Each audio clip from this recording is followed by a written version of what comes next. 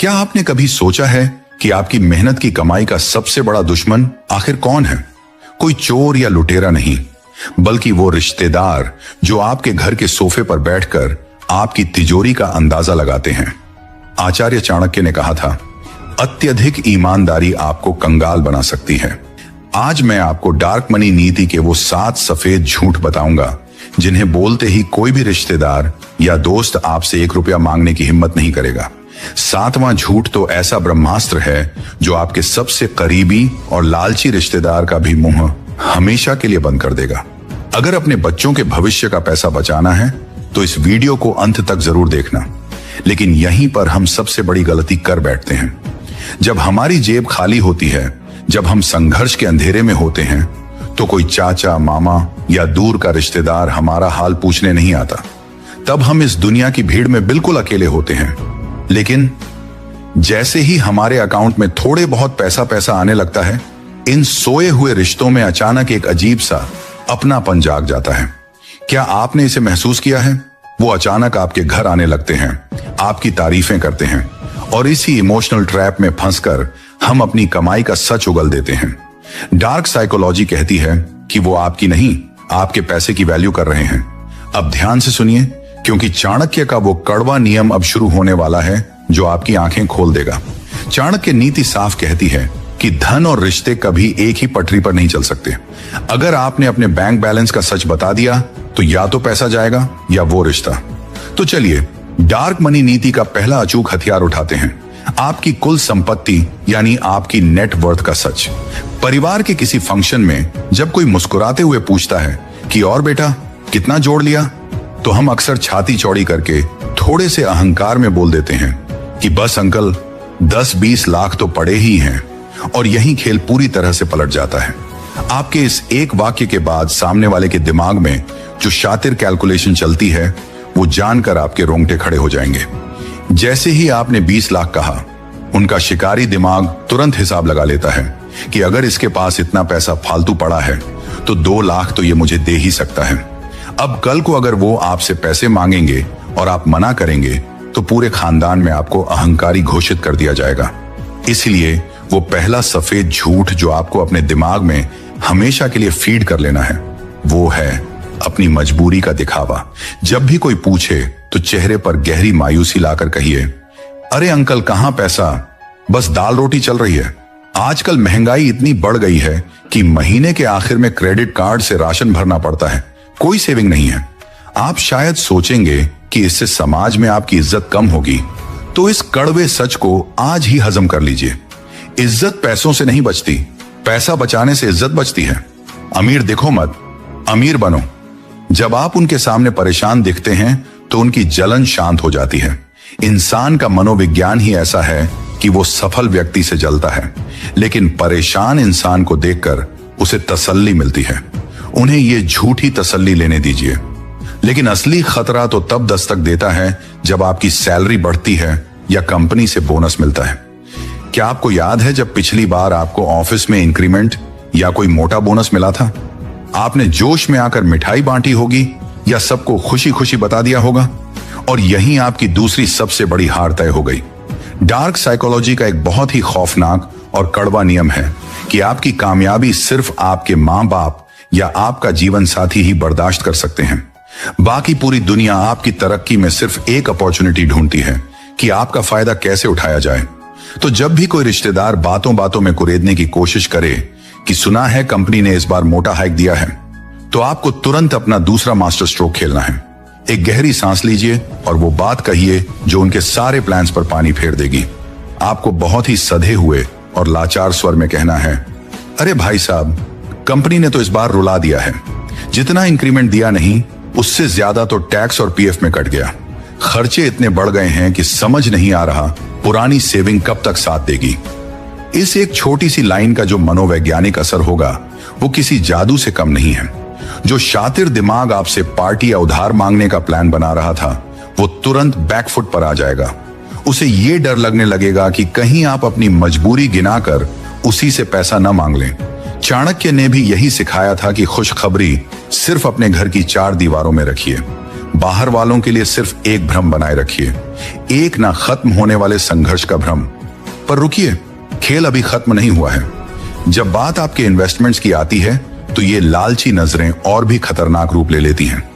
आप मन ही मन सोचते हैं कि आपने शेयर मार्केट या एफडी में पैसा लगाकर बहुत स्मार्ट काम किया है, लेकिन आपकी सारी स्मार्टनेस तब धरी की धरी रह जाती है जब आपके ही घर बैठा कोई रिश्तेदार इनकम टैक्स ऑफिसर की तरह सवाल दागता है। सुना है आजकल म्यूचुअल फंड में बड़ा पैसा डाल रहे हो, कहां कहां इन्वेस्टमेंट कर रखा है। ऐसे सवालों पर अगर आपने शराफत में सच बोला तो समझ लीजिए आप खुद अपने पैरों पर कुल्हाड़ी मार रहे हैं। यहीं पर आपको अपना तीसरा ब्रह्मास्त्र चलाना है। यह ब्रह्मास्त्र इतना अचूक है कि सामने वाले के पास इसका काउंटर करने के लिए कोई शब्द ही नहीं बचेंगे। अब जो मैं आपको बताने जा रहा हूं वो आपको हर उस इंसान से बोलना है जो आपकी तिजोरी झांकने की कोशिश करे।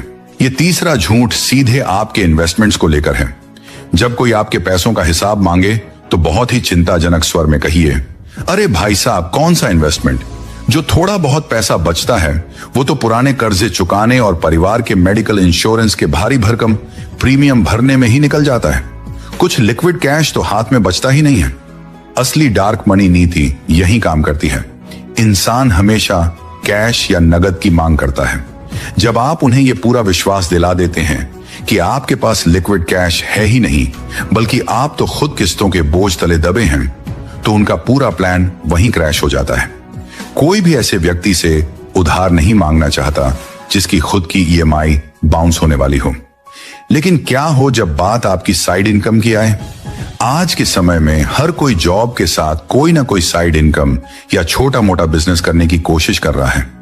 हो सकता है आपने भी कोई फ्रीलांसिंग शुरू की हो या कोई छोटी सी दुकान खोली हो। और ठीक इसी जगह हम अपनी होशियारी झाड़ने के चक्कर में सबसे गहरे जाल में फंस जाते हैं।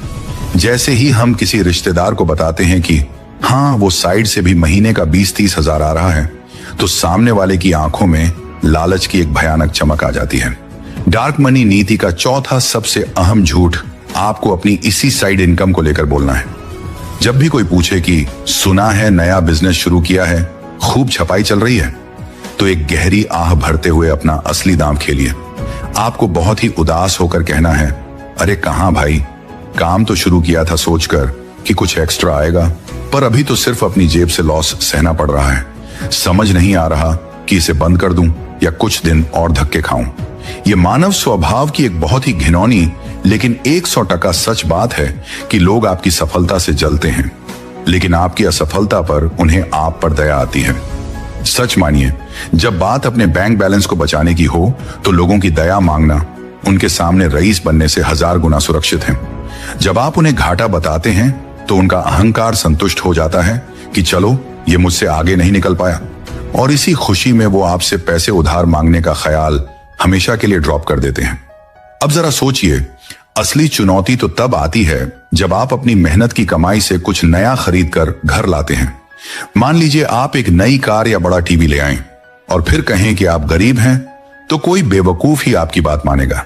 रिश्तेदार घर आएंगे, आपकी नई गाड़ी देखेंगे और उनकी आंखों में ईर्ष्या की आग साफ दिखाई देगी।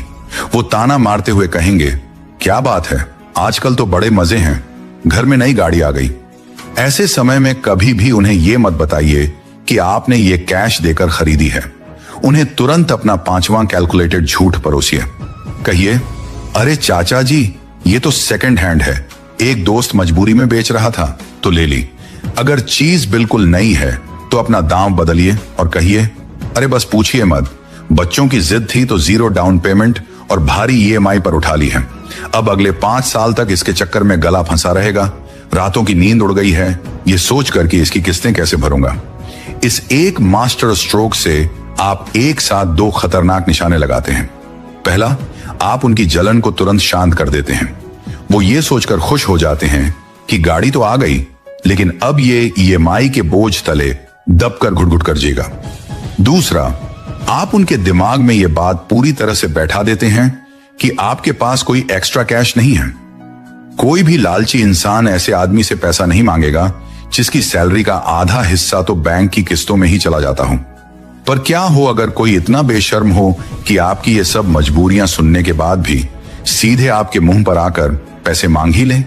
ये वो पल होता है जब अच्छे अच्छे लोगों के पसीने छूट जाते हैं। रिश्तेदार सामने बैठा है, इमोशनल कार्ड खेल रहा है, बेटा बस 50,000 की जरूरत है, बहुत बड़ी मुसीबत में हूं। अब आप सीधे ना कहेंगे तो वो हमेशा के लिए दुश्मन बन जाएगा, और अगर हां कहेंगे तो आपका पैसा 100% डूबना तय है।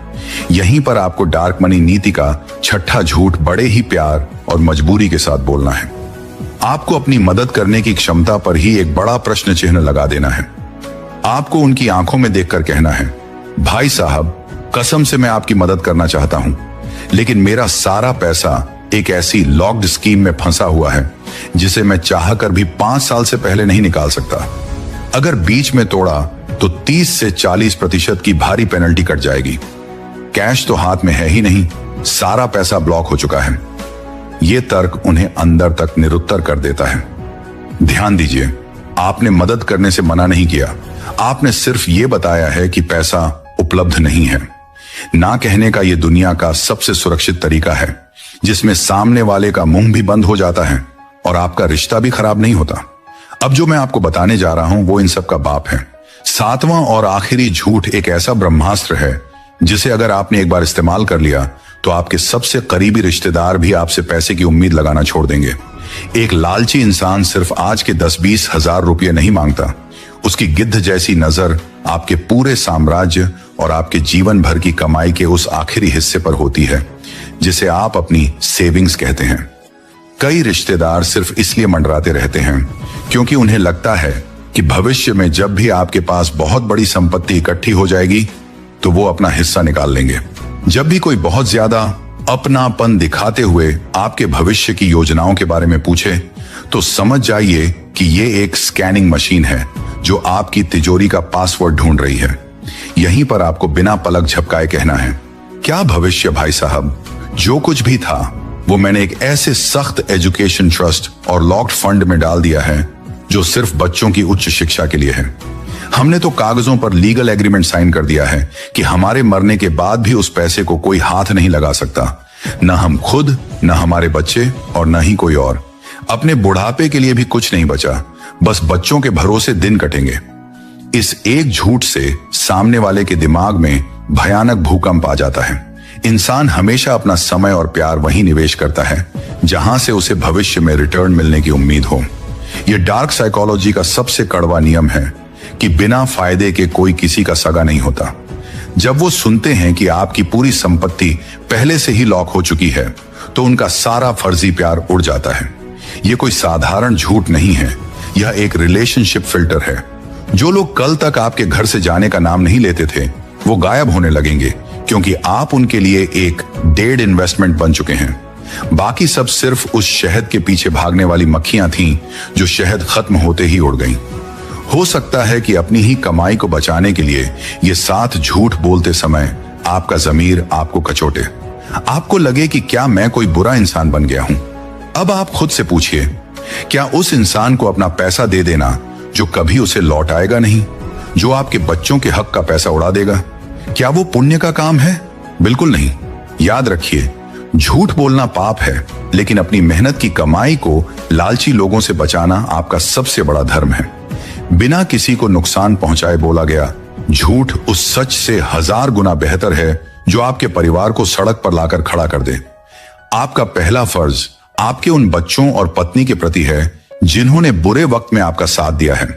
अगर अपनी शराफत के चक्कर में आपने अपना पैसा लुटा दिया तो आप रिश्तेदारों की नजर में तो महान बन जाएंगे, लेकिन अपने खुद के परिवार की नजरों में एक विलेन बनकर रह जाएंगे। इसलिए अपनी भावनाओं के स्विच को ऑफ करना सीखिए। अपनी संपत्ति पर एक अदृश्य ताला लगाइए और इन 7 झूठों को अपनी ढाल बना लीजिए। अगर आज मेरी एक भी बात आपके दिल पर लगी है तो अभी कमेंट बॉक्स में जाइए और लिखिए माई मनी माई रूल। यह आपका खुद से वादा है कि आज के बाद आपकी मेहनत की कमाई पर सिर्फ आपका हक होगा। इस वीडियो को शेयर करें और चैनल को सब्सक्राइब कर लें। अगली बार मिलेंगे एक और खतरनाक और कड़वे सच के साथ। तब तक के लिए सतर्क रहें और अपने पैसों की रक्षा खुद करें। जय हिंद।